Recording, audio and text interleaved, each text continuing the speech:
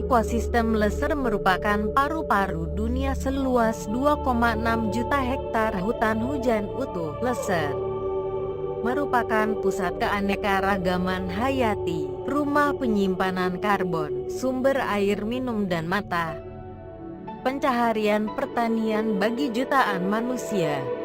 Namun tempat yang luar biasa ini masih belum banyak dikenal oleh dunia, menjadikannya rentan untuk terus dirambah.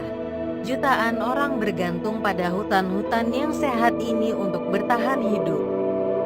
Bahkan, secara nyata, kita semua merasakan bahwa Leser secara global merupakan kawasan yang sangat penting untuk menyimpan atmosfer karbon dengan aman di dalam tanah. Namun ekosistem Leser kini terdesak.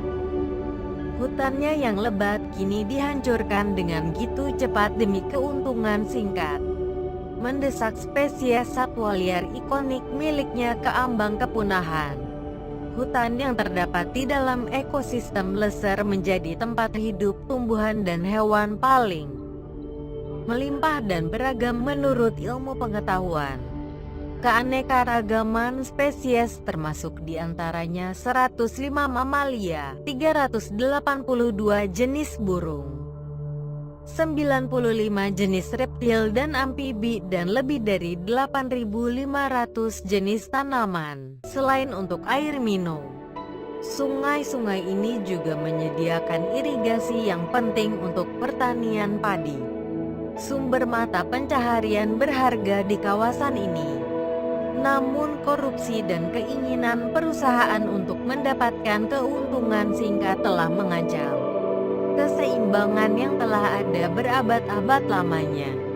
Taman Nasional Gunung Leser merupakan salah satu yang ditetapkan oleh UNESCO sebagai cagar biosfer berdasarkan kerjasama Indonesia-Malaysia.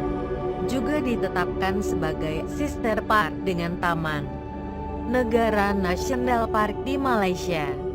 Serasa daun yang terkubur jutaan tahun telah membentuk tanah gambut hitam dalam di Leser, menyerap karbon dalam jumlah yang sangat besar dalam tanah.